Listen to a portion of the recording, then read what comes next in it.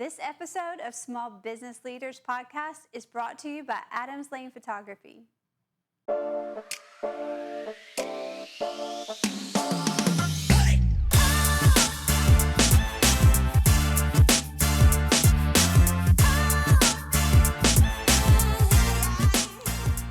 Hi, and welcome to this edition of the Small Business Leaders Podcast, brought to you from the Legacy Podcast Studio in Kernersville, North Carolina.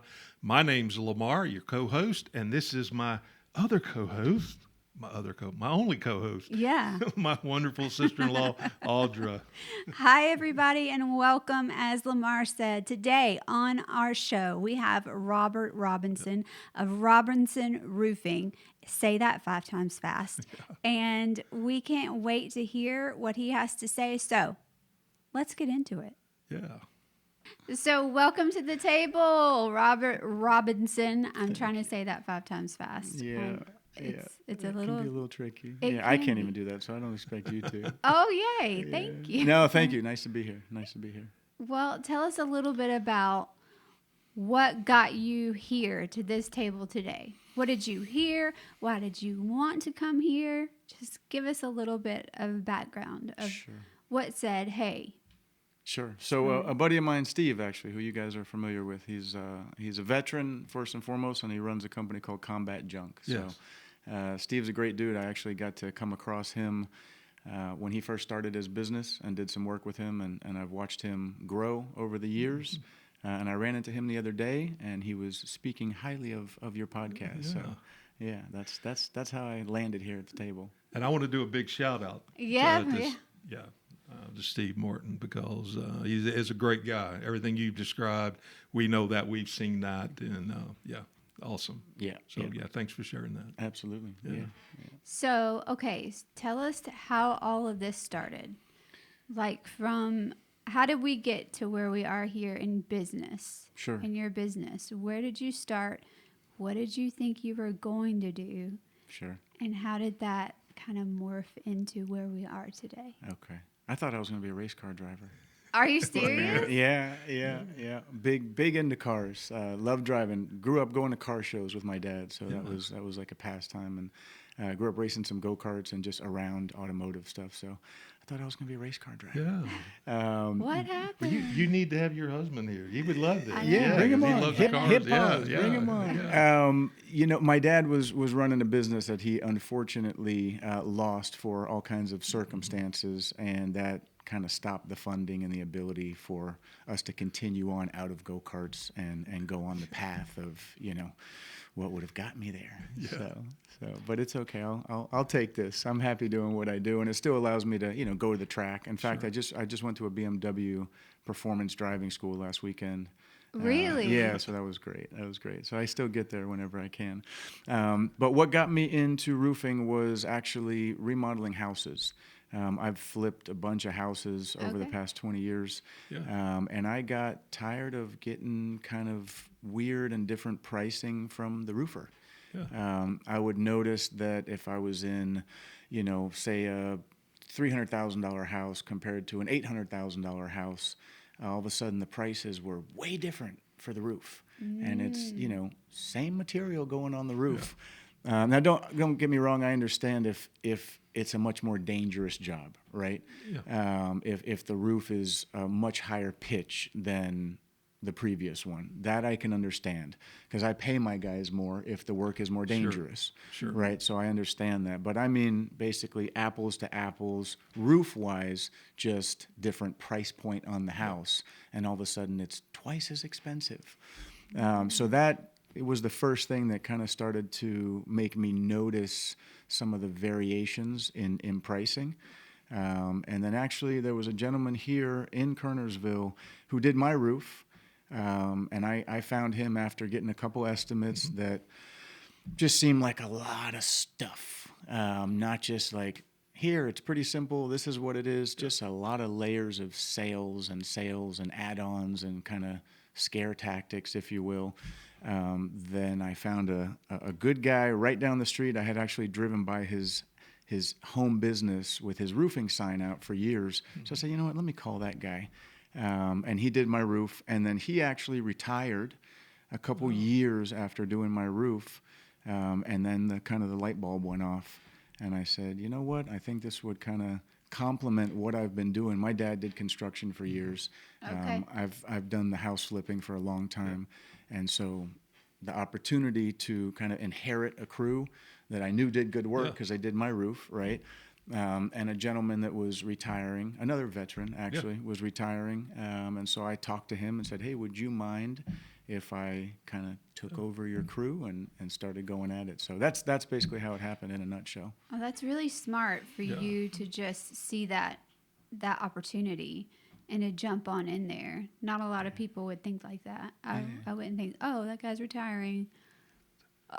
Let me go get his crew. Yeah. You know? Entrepreneurial thing to do. For Very sure. Look for much an so. opportunity. Yeah. That's cool. Absolutely. So, I've had a couple of roofs changed in my lifetime. Yeah. It's freaking important. I mean, it's as they say. Probably one of the most important things, especially probably one of the most important things, period. Yeah, I mean, it's the roof over your head, Good right? night. I don't think there's much more that we care about, or not, obviously family and other things over our house, but material-wise, right? The house is usually the biggest investment that we make, if not one of them. So, pretty important stuff. Yeah, and it protects one of the most important parts of the home, because I've seen homes where the roofing has failed and you've got a mess. That you've got to get corrected. Yeah, I cringe for people when I get those calls. Whenever we get a heavy rain, someone inevitably calls and the water's coming down in my bedroom, or something like that. So Because it's much more than just the roof that needs to be fixed by that point. Yeah, it's and I get it. I mean, roofing is not a fun thing. It's not like remodeling a kitchen or a bathroom, right? You don't necessarily get to hang out up there or see it. So it's not fun. And I get people kind of, getting as much life as you can out of your roof, right? Right. But then there's that kind of fine line where it can start to do other damage. So, yeah. Got it. How do you decide? Okay, so what you just led with was you saw the disparity in the price points of the different houses and different things like that. How do you normalize your pricing? And to an extent, I know with the pitches and everything like that. Sure. But how have you found the formula to normalize your pricing and it make you money still? Yeah, it's a great question. For me, material is something that we can't get around the cost of material, right? So we use great material. We're certified with CertainTeed, and so we use really good products, right? So I take that into account first and foremost. My guys, extremely important to pay them well. I want them excited and motivated and feeling honored. So that price varies, like you mentioned, on the pitch, right? So from a very simple roof to an extremely difficult roof, we have kind of set standards of what they're going to get paid for that roof. And then from there, so those two numbers I can't really change, right? I can't make material less expensive, and I have to pay the guys fairly. But from that point, I feel that's what I do have control over. And to me, it's what is fair, right? I got to run the business. We have to have insurance. Right. We have to pay for podcasts. No, but we have, there's costs, right? Yeah. There's cost to doing business. But I also feel there's a fair point where, hey, I don't need to go on a tropical vacation after selling one roof here. So it's just looking at it and coming up with what I feel is fair, what I can feel good about and sleep at night, charging on top of what those other two variables are. And so I pretty much keep that the same across the board, whether it's a $200,000 house or $1 million house. Right. Yeah. Gotcha. Yeah. Where do you find most of your clients find you? Google has been huge for us. Has it? Yeah, it really has. We are really lucky that the communities that we work in have received us well. And we have a 5-star reputation on Google, Wow. which I cherish. I can't tell you how important and how humbling it is to read those reviews. Some people really just write these, long, heartfelt reviews, and it makes my day, my week, my month. I read them to the crew. I read them back to myself sometimes just to, remember. But yeah, so Google has been huge for us. We don't do a ton of advertising. I can't really, we're a smaller company, so I can't compete with the marketing spends of some of these bigger companies. I'm not mentioning your name, no free plugs, guys. But yes, that's really our kind of biggest fans have been Google pushing us. I do have a website, and I have some good people that help me manage it. And they kind of use the website and the reviews kind of in conjunction to just help us rank well when people are searching like roofer near me or roofer in Kernersville, roofer in Greensboro. So, that's Your been, website's real nice. I did take some time to go through that and look at it. I did see your Google ratings because that is important. Wife and I had a business in the past, was driven a lot by the same type of thing. I was very thankful we had a lot of those, and they were all, every one of them were 5 stars. And I did the same thing you did. Love reading some of the things that are shared. Isn't that great? It is great. It's very heartfelt stuff. And I know I do that a lot of times too. I'm always, whether it's on Amazon or looking for something in general, like what are people saying about this product or this service, this company? That's right. Does mean a lot. Yeah. So it's huge. So you talked about community too. So you service. I noticed you had a list. Sure. Pretty much the Triad, I guess. Yeah, pretty much a Triad. We're based here in Kernersville, but we pretty much service the Triad. Yeah. So talk about community just a little bit. How did you get to Kernersville or this area? Yeah. So I'm originally from Florida, and that's where I grew up. Yeah. What part? Stop. Hold on. yeah. Hold on. There's not many people that can be said that they are originally from Florida. There's a lot of people that live in Florida. Yeah. I am. Yep. Okay, but there's not a lot. A lot of transplants. There's a lot of transplants, so it's kind of good to recognize that That's for true. a minute. That's true. What part? I'm 3rd generation from Florida and Miami in particular. So, Okay. Yeah, my parents were born there, and my grandparents were born there. So, Wow. yeah, Miami through and through. I'm a real Florida boy. Okay, so back to Lamar's question. Sure. So I used to come to North Carolina for a sleepaway camp once upon a time. My dad would send me up here to probably get a break from me, and he'd go travel. But I'd come up here for about a month at a time to Brevard and go to a place called Camp Carolina. Yeah, It's and go to beautiful there. it was so nice. The Nantahala River, and we'd do the coolest stuff. We'd go rock climbing and learn how to shoot .22 rifles and horseback and kayaking, and it was such a good time. So I've always had a draw and an appreciation for the Carolinas, but honestly never really thought I'd end up here. Life sometimes just the way it goes. I got tired of Florida. Miami has, it's a beautiful place. It'll always be home. I have all my, as I call them, brothers from other mothers that are there, and I cherish them. You can't make new old friends. So when I go home, it's amazing. It's like a recharge for the soul to be around those guys, but it's changed so much. And so I figured, you know what, I'm going to give North Carolina a try. And it's been great. But Brevard to Kernersville is a very large. So all right, fine. You're wanting to go a layer deeper. I'll tell little. you. So I bought some property first in High Point, which I really knew nothing about. I've been with the house flipping, right? I've been doing real estate from a young age. I started flipping houses around 20, and I bought some property in High Point, kind of sight unseen almost. I had a partner at the time, and he got this song and dance from somebody of, this great opportunity, and what used to be the furniture market, and it's right by this wonderful college, which High Point University is a great college. But that was about the only thing that was true. So we bought that property, and I ended up coming out here to check on it because neither one of us had actually seen it. We bought it sight unseen. So I said, hey, are we going to actually go see this property and get it rented, or are we just going to say we have a property in High Point? So I came out here, and when I did, I had met a couple other investors, and so I ended up buying the house that I live in Kernersville when I came out here for that High Point trip. And I bought it with the intention of it maybe being a rental, maybe something I'd move into. So that's what, if I have to say one thing that really got me here, it was buying that property in High Point and kind of wanting to expand my real estate horizons into rentals and actually holding properties instead of just flipping everything. So, How did the High Point property turn out?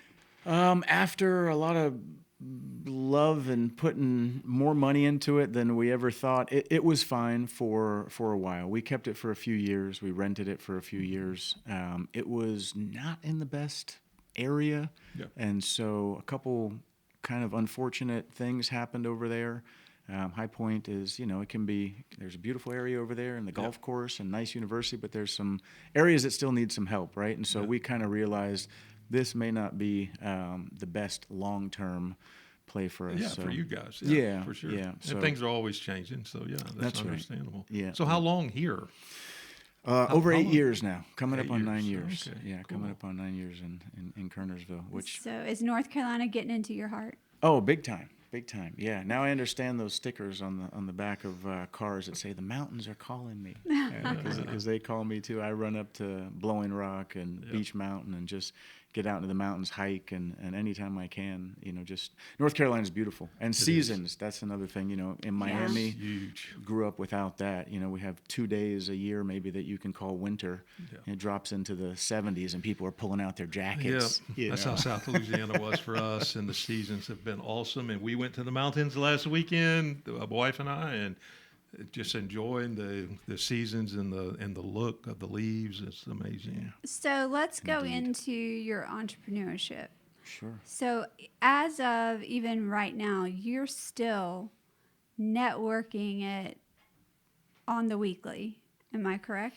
Yeah, I mean, I try to get out there and meet people and see where we can kind of fit in and be of service. I think the more people that have good minds and good intentions and are in the community that you work in, they're always great to know and rub elbows with. So I stay pretty busy, thankfully. So anytime I have like that meeting I went to the other day where I ran into Steve, we always try to do stuff like that as much as we can.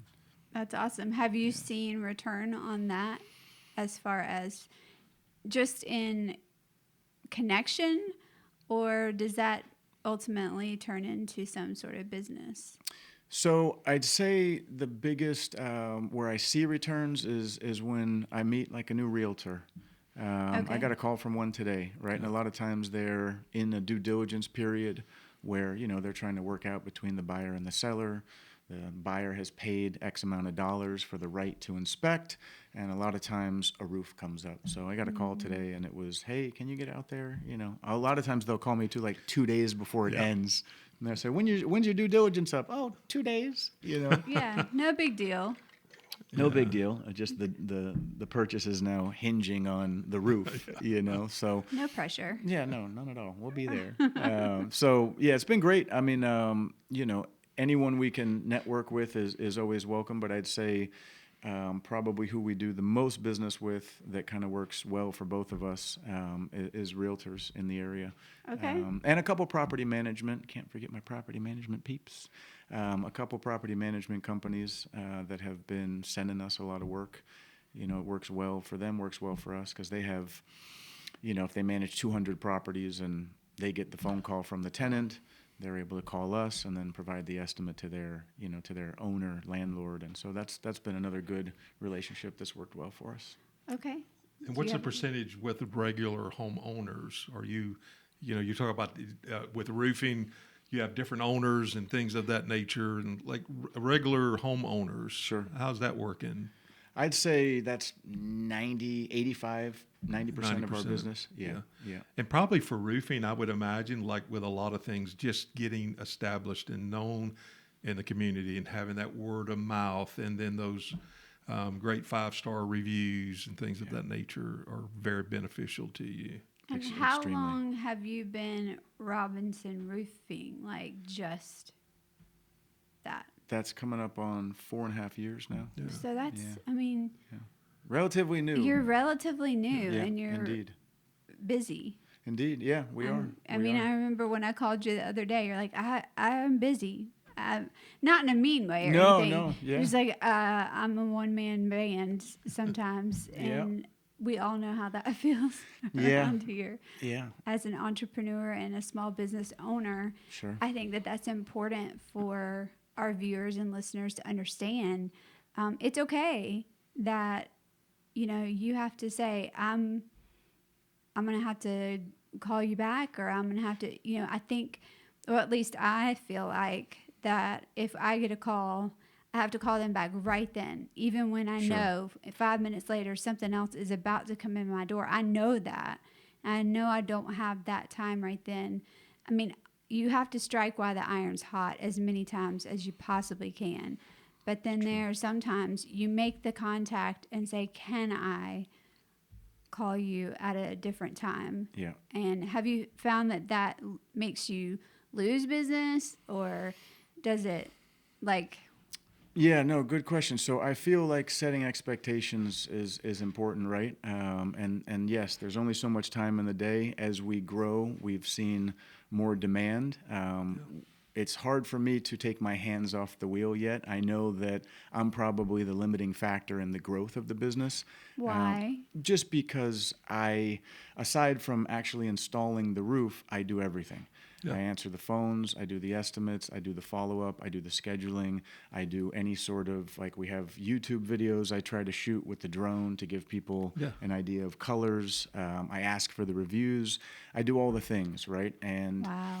so and eventually, if and when I can find good people that I really feel have our core values and it's hard to ever find someone I think that's going to care as much as an owner does, right? Right. It's just difficult. It's a lot to ask too. So if and when I can find those people, I feel like we can be more accommodating and grow. So to answer your question, I'm sure I lose business sometimes because I can't get to people fast enough. Some people call and say, hey, look, it's a small leak, or we want to do the roof, but we're in no hurry. We just want to get on your radar. And that's always helpful. And I understand that some people need it done like yesterday. Maybe they've been putting something off, and now all of a sudden it's like, we can't put this off. So I try to manage expectations and tell people, hey, we may be a couple weeks out. I'm definitely going to get to you as soon as I can. And if they can wait, they can wait. And if they can't, I get it 100%. So we just try to navigate that as best we can. What do you do if somebody has like a true emergency on the roof and they want you? Do you have plans in place for that, or if it's just booked out? It's booked out. Yeah, no, good question. I will, if we have the ability to, and someone lets me know it's an emergency situation, I'll try to grab. I do have 3 amazing crews, so if I can grab somebody, even if we're in the middle of doing a roof, not everybody has to be there the entire time. Ideally, they would all stay there and just knock it out, but if I need to call somebody off, one of my head foremen from, let's say, one crew, and say, hey, look, can you run over here and please take a look at this? And if I can't, then I'll tell them that. I'll say, hey, these next couple days, it's just going to be next to impossible for us, so I understand what you're dealing with. You may want to call somebody else. I don't like to say that, but at the same time, I don't want to leave somebody with a bucket over their bed and they're waiting on us and then we don't show up. Right? Yeah, and it might be something you can patch quickly and just we have to come back around just to solve the immediate issue. That's right. That's a great point. Yeah, and that's something you can do that. If we can throw something up there, throw a couple shingles, or just put a little pipe boot on, or even put a tarp up real quick and stop the immediate, furthering of damage, right? We'll do that, and then we can kind of buy some time and circle back to it. Yeah. So I want to go down to, you have 3 crews. Yes. Talk to me a little bit about, did you always, when you started flipping houses 20 years ago, was it just a one-man band, or did you... what was that like, and how is that compared to now running 3 crews? Yeah, so I wish I was a one-man band. Boy, if I could get into a house and just remodel it by myself, boy, that'd be amazing. But I've always relied on crews, right, to some extent. Okay. So I've always had a good handful of guys when it comes to remodeling the houses, and I feel like it's been very similar. Obviously, different type of work, right? With roofing, it's definitely more dangerous, but it's a specific skill, right? And it's a group of guys that can get it done. So I feel like that's transferred over very well from the experience I have had managing, working with, going through obstacles and surprises with the reno guys versus stuff on the roof. So yeah, it's worked out very similar, I would say, which is also why I felt I could go into the roofing and it would be a pretty easy transition. So yeah, it's been very good and kind of what I'm used to. Okay. That's just Yeah. kind of what I want to know. A lot Yeah. of people, when you go from kind of you're and one other person or something like that, and then you inherit a crew, it's like, wow, that's a lot of responsibility to make sure that they are fed and that they have work and all those things. Yep. But it seems like you're very comfortable in that role, which is, I mean, it's great. Yeah, thank you. Yeah, thankfully, yes. It's so far so good. It's always great to give them work. It makes me happy, when I can keep them excited and keep the work going. And you're right, it's a responsibility that you feel, right, when these people have dedicated their time to you. So, thankfully, the work that they do, the work we do together, has been slowly but surely building that momentum. And back to what you said about word of mouth, I feel that's your best friend or your worst enemy, right? People are so quick to tell their friend when they have a negative experience. I think even quicker sometimes, right? I think when something bad goes wrong, people always go leave a review about that. But when it's good, it's an amazing thing to have on your side, and I think even less that people kind of talk about it, Yes. But yeah, So I have been construction in huge. my background as well. I was a tile contractor for a lot of years. Oh, yeah. I had crews as well. Yep. Used to run a lot of crews. Toned it down quite a bit because it was getting difficult to control quality. You said it. And just so aggravating to me. And a lot of times it would constantly be preaching, do it right the first time. Just do it right the first time. And so I know I had a roof replaced. We had a bad hailstorm or something, did a lot of damage to my roof, ended up having to change the roof out. So I had and I don't know the whole setup of that particular company, but they were referred to us. It was an insurance situation too. Sure. But the crew that they sent out was phenomenal. Love to hear that. I was so impressed, and that's something I always watch for because I could see it in my own crews. And you did a good job, customers happy, they are complimenting you, your behavior on the job, whatever the case may be. But this crew was freaking amazing. So I'm nervous, like, I wonder how many nails I'm going to find all around my property when I cut my grass again, and blah blah blah. Found one nail, one. That's it, and that's it impressive. was in a place they probably would have never found it. It was Yep. kind of sitting on a hose, just a fluke thing. But everything, picked up everything, was wonderful, amazing. I called the guy, I said, look, how can I help you spread the word about you and your company? Oh, that's great. Because I'm blown away. I'm impressed. Because it was beyond my expectations. Did a great job on the roof. So that is huge, especially with that type of business, with a normal homeowner. And I know if you deal with commercial, some of that is different. I got a lot of work in commercial because I was different, like a step above. Yeah. Because a lot of times in those situations, you're dealing with bidding situations. That's right. Which I didn't care for that, the type of work that I did. But a lot of those commercial jobs, those contractors would sidestep the bidding process. We want you to do it because we know it's going to be done right. Done right the first time. And for roofing, I think that is so important because of that investment in your home. So apparently that's what you're doing, trying to do, and you want people to know that. Yeah, no, indeed. I tell the guys all the time, I said, our company is only as good as you guys are. Yes, they'll make it break you. I mean, that's 100%. They're that important. And you want to take care of them. I want to take care of them. And in turn, it's helping them to understand, which they do, that, my success, your success, our success is tied and married at the hip. And I say we can do 97% of the job perfect. It's that little 3%. If you miss this, miss that, and it's so easy to make somebody feel, like you didn't care, or you overstepped this or cut a corner by the smallest things. And I try to explain that to them. I say, you guys do so much hard work, and we can't get 97% of the way there. And I get it. At the end of the day, people are tired, right? Sun's going down. Maybe in this time of the year, it's getting cold, and you just kind of want to go. You want to just finish up and go. And I said, it's those times where we have to act like we just got there and we're full of energy. It's the beginning of the day, and just really pay attention to those little details, because it makes all the difference. And some of the skill set too is incredible to me, especially if you have a roof that is really at a extreme pitch. Oh, yeah. I know when we sold one of our homes in Louisiana, I had to get up and take a look at it, and Here we go. I was so mad because it took me like 20 minutes to get off of the roof. And I was so mad because I didn't have my phone. And it was probably a good thing I didn't have my phone, because then my wife would have been out there yelling at me, probably called the fire department to get me off the Did you say roof. you would never do that again? Yeah, I was like, I'm not going to do this again. That's right. It only takes one trip It was up just, there. yeah, really steep. And I didn't have the ladder up. Yeah, it was just one of those deals. I couldn't get swung back around. That. Oh, my God. This is not a good thing. It's funny. I'll tell you, especially when I first got into the business, I like to be hands-on. I want to be as involved as I can.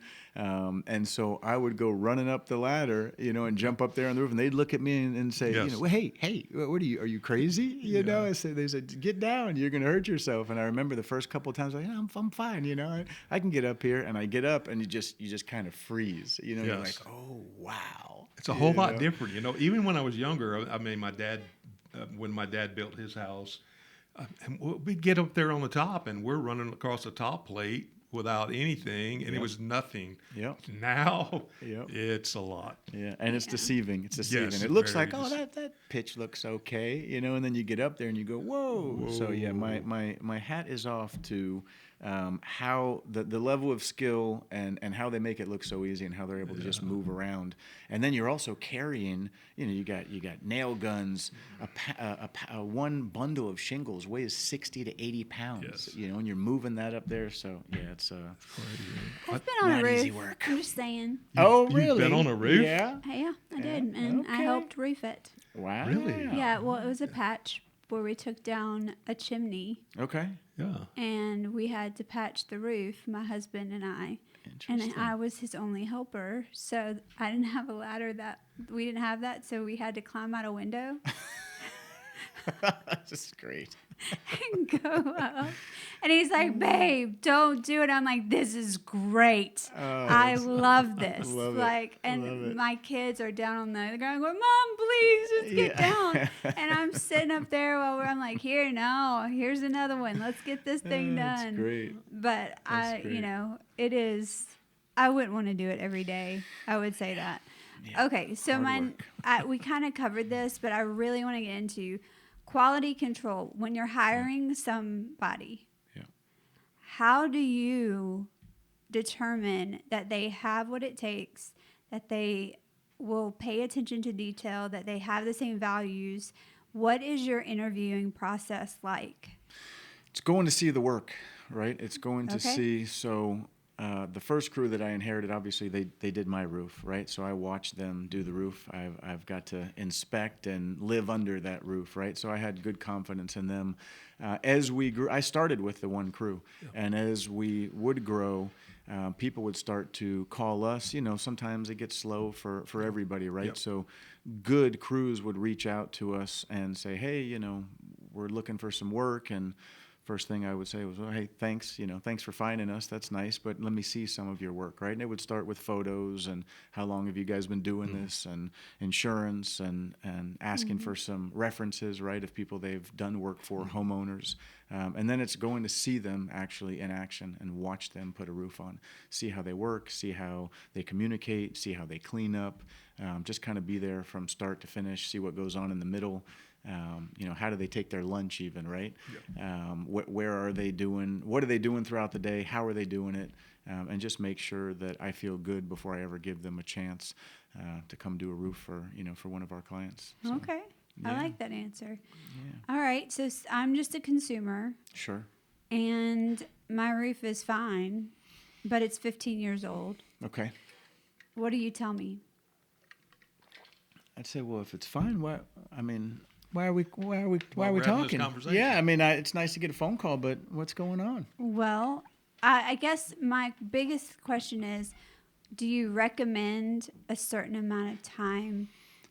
Gotcha. See where you're going. So roofing, unfortunately, there's no like crystal ball, right? I wish I could kind of say, hey, you know what, homeowner, this roof is probably going to leak in the next 6 months. You need us, and I'm a big fan of not trying to sell something that's not needed, right? There's certain things that we can do and just obvious signs when like the granules of the shingle start ending up in your gutter and you can walk the roof and start to see that deterioration, right? And at that point, it's safe to say, hey, look, if you don't have a leak, that's great, but you are at the point where the shingles are nearing the end of their lifespan. And unfortunately, I can't tell you, you may make it 3 more years and it'll just kind of slowly continue to go in this direction, but it's not actually going to leak, right? Or the next heavy rain that's wind driven, all of a sudden, there is a leak. And that's the other thing with roofs and leaking, right? Is you have the shingle, you have the paper, and then you have the wood decking. And then under that's the trusses, and then your attic, right? A lot of times if you have a small leak, it's just enough water to go in, wet the wood. It won't go through the wood, so it's not then going to hit your ceiling and give you any sort of an idea that there is a leak. It's just enough to get into the decking, and then it dries back out. So how do you know? I mean, you can go up there and get on the roof and look for obvious signs, right? And then the other thing is, unless you're in one of these houses where they built it with, no room for somebody to get in there, which we see once in a blue moon, but usually you can get into an attic and walk around and look at the wood. Yeah, you can see if there's any damage. And you'll see areas where something has kind of started to stain a little bit, and that is, So that's just kind of good housekeeping. Indeed. Thought processes about roofing for viewers and listeners. That's right. Yeah, if you can get in your attic, pull down that little attic door and climb on up there and take a light or a little headlamp, so you're not with the light, and just look around. And if all the wood seems to be intact and there's no staining or any signs of, water coming in, you're probably okay. Yeah, they just don't step on the sheetrock. That's right. Yeah. Don't do that. One of the questions I had is so you've been involved in this for several years now, and you're to the point you're able to see trends. You're able to know what's a better product versus one that's not. I know for me that's something that I always could see and sense because I was involved in that all the time. And what do you see, and what are the trends now? I know when we grew up, when I was like a young teenager and all, our home did not have asphalt shingles. It had slate shingles. Oh, wow. Down in New Orleans. Beautiful. Just the slate. And that was a scary thing to get on. You didn't really want to get on the roof. Yeah. You end up cracking those. That's and right. Things of that nature. But it also had that orange reddish looking tiles that went on the hips of the roof. Oh, yeah. And things of that nature. But what are you seeing trend-wise with roofing? Yeah, great question. today? By the way, slate is amazing. It's pretty cool. I admire it so much. I think it's like a lost art. It's really hard to find guys. One of my crews actually does slate, and they specialize. They learned really well how to work with slate. And I admire it. I'm always in admiration and awe of these beautiful slate roofs. And if it's right, usually it's like almost like a lifetime. I know that's why Dad had that put. It was a new home that we had built when I was young. So But excellent question. Thank you. Trends, I would say, people like to get out of the cycle of having to do their roof, right? And even if a shingle is, it's a 30-year or a 40-year shingle, it's very rare you're ever going to see a shingle roof last 40 years, especially with the hail we get, the wind, the changes in temperature accelerate, things aging, things become brittle, going through those heat and cold cycles. So I think metal roofing is something that has become a lot more of a known thing and a consideration. It's funny because you drive around and you see old barn buildings, right? And most of those have an old tin or metal roof on it, but it's so normal, I guess, to just think of shingles. So I think more and more people have become aware of, yes, it's more of a cost, but am I able to get out of that 15, 20-year cycle of having to replace my roof if I get a good quality metal roof. So more and more, I think people are leaning towards metal if it's in the budget. Yeah, And the you last offer home we that? had. Sorry. Sure. the last home that we had in Louisiana was we had metal roof. Yeah.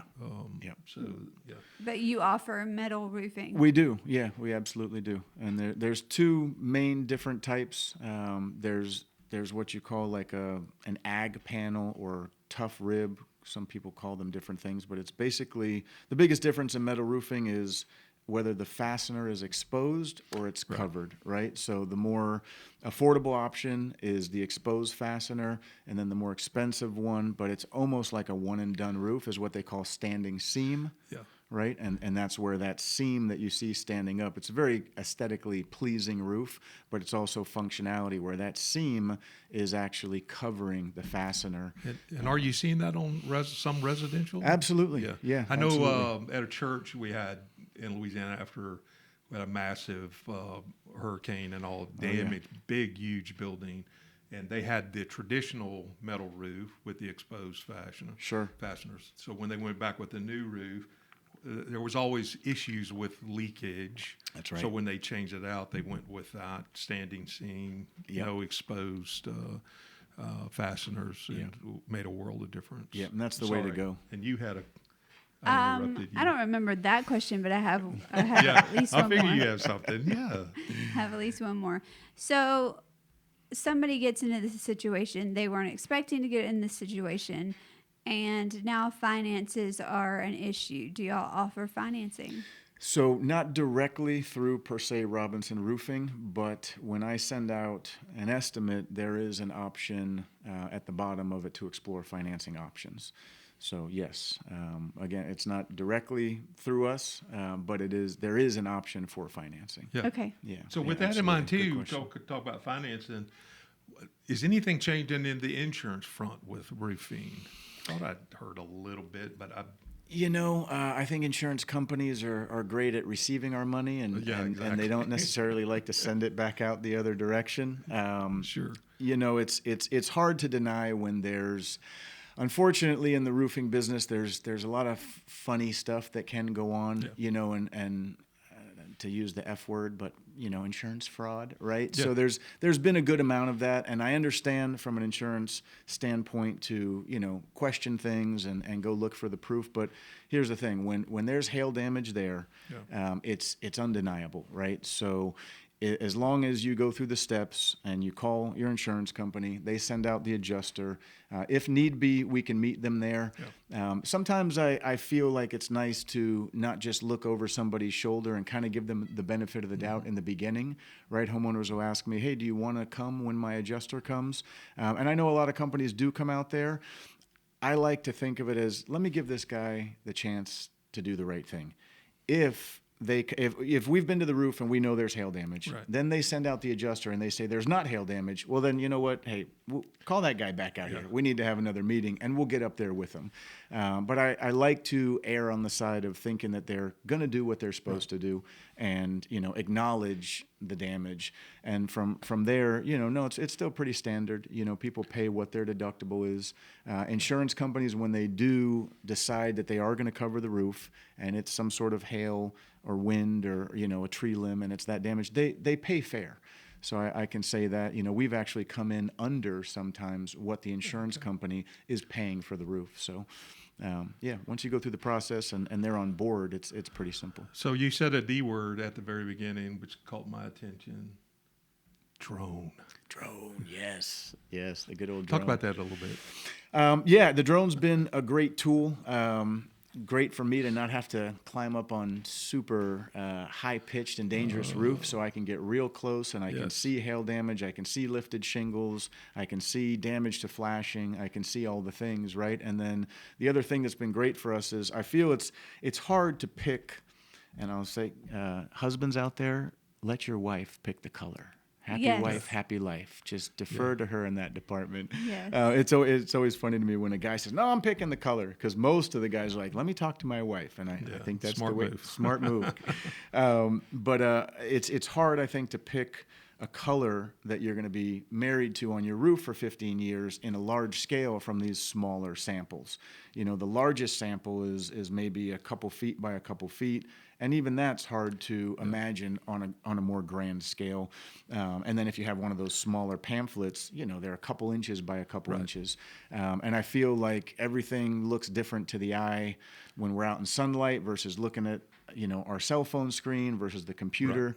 So I try to shoot the drone videos to showcase the color, maybe show it at a couple different times during the day, and so people can get an idea of what that color might look like on their house. That's really cool. It's been fun. Yeah, it is. It probably with a lot of things. I know with tile was it was so funny. Even with some of the tile colors we had, the way it looked in the showroom was not how it looked, the color in the home. That's right. And then it depended on the lighting. 100%. Because the lighting could huge. change that color completely.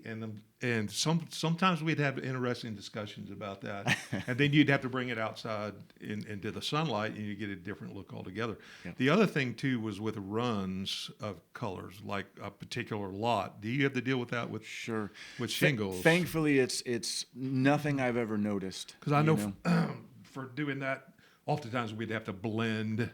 If we had two different lots or something, try to blend it in a smart way. Sure. So no. Thankfully, when we do one house, it's coming from that same run, right? But there will be, like you said, little color variations in a run, even if it's just a green shingle. Yeah. Sometimes it's going to look slightly different if you get it 3 months later, right? Yeah. But that's I can tell you've experienced that firsthand, because the lighting in the showroom is not going to be the lighting that's in their bathroom, right? And all of a sudden they're like, this isn't the tile that I picked out. I didn't pick this color. Oh yeah, you did. Yes, you did. So now I want to go forward. What do you hope? What do you dream? What is your want? That's a beautiful question. Just to keep growing the way we've been growing, which is making people happy. It's just such an honor to have someone trust you to work on what is the roof over their head, right? And just continue to make people happy. I realized as I age in life that it doesn't take a whole lot, right, to be comfortable and to be happy. And so just to kind of keep going the way we're going. If we don't turn into some huge, massive roofing company, that's fine, as long as we can keep the lights on, and just keep enjoying life, and making people happy as we go, keeping the crews that I have, keeping them happy, keeping them safe, and knowing that they're able to live their lives and take care of their families. That's all I can ask for. That's awesome. Yeah, well. Thanks. I mean, I've learned a lot today. Good. I really have. Don't go back up on the roof, though. With all this new stay knowledge. on the roof. Well, we sold that house. Call us. Call us. Yeah, I have a do-it-yourself husband. That's a good husband to have. And apparently he's got a help-you-do-it-yourself wife. Yeah, he did. Good pair. I'm a little less helpful nowadays, but not because I want to be, just. Yeah. And he's in the construction business as well, so we're learning. Well, he just entered into that in the last year and a half, so he's learning.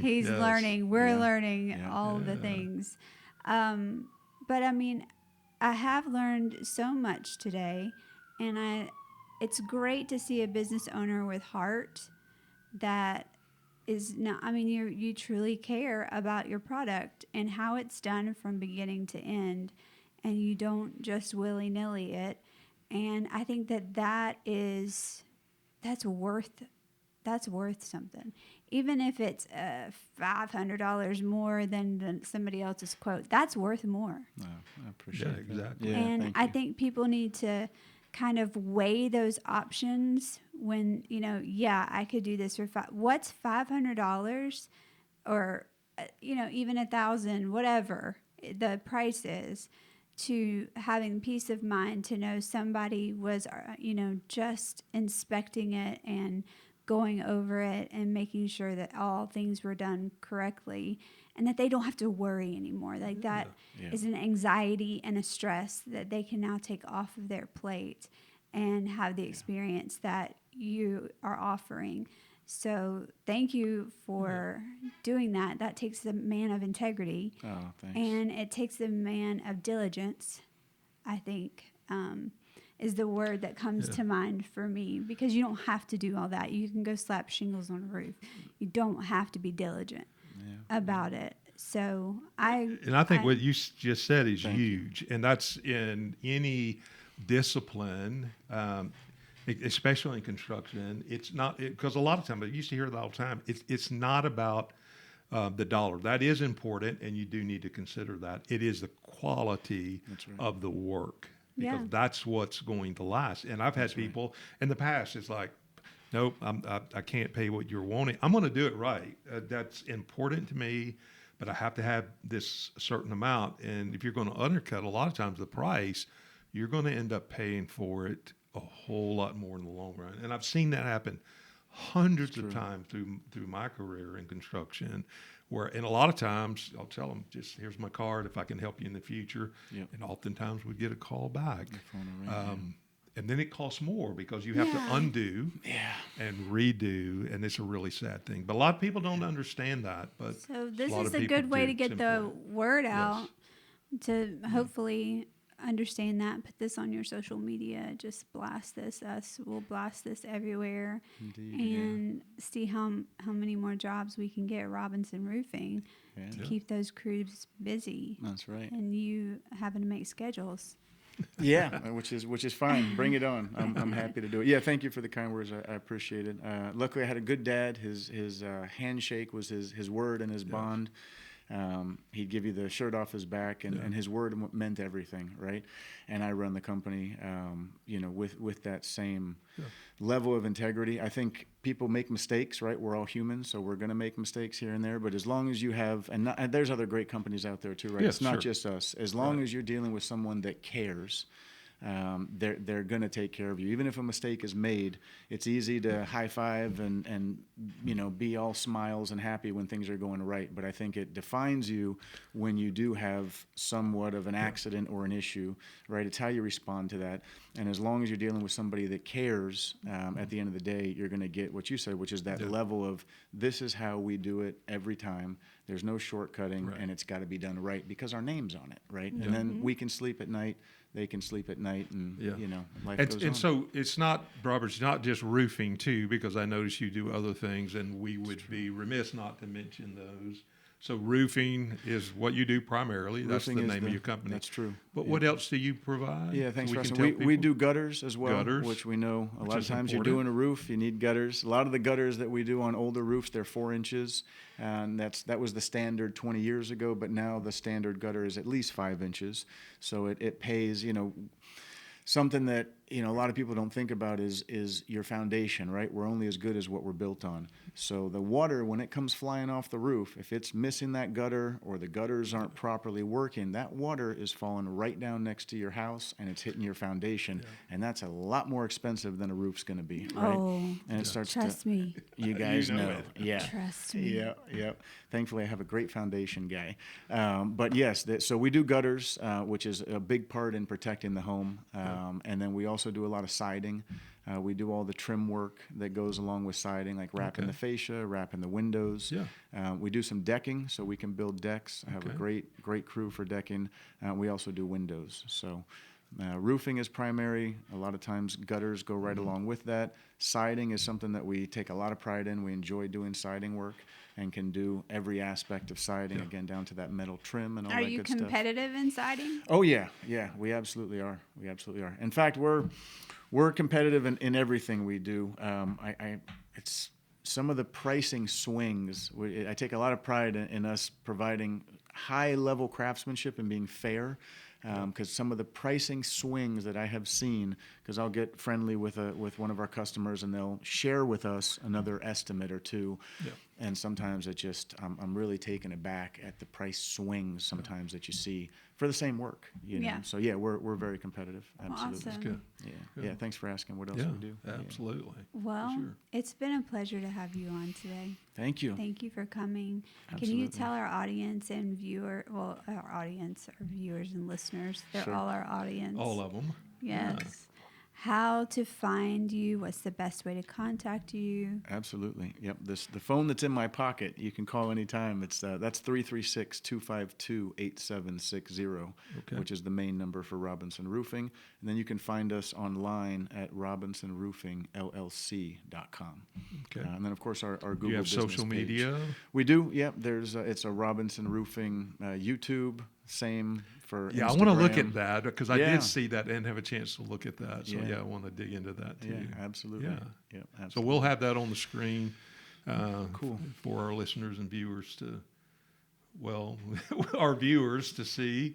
If you're listening, you'll have to look it up. Yeah, that's fine. And one other place we live is on BBB. That's another place. Better Something Business else Bureau. I was wanting to ask. Yeah. No complaints, and we're A+ on BBB, and we plan on keeping it that That's way. good. So Absolutely. 5 stars and A+ on Yeah. BBB, and we're not going to let anybody have a different experience other than that. So That's saying a lot. That is awesome. Well, Yeah, again, thank you. you for coming to the table. my pleasure. I hope It's nice you've to be had here. fun. I did. Yep. And I love the conversation. You can find us on all of the socials, which our lovely Daniel will put up here because I'm just not saying them all. It's legacypodcaststudio.com.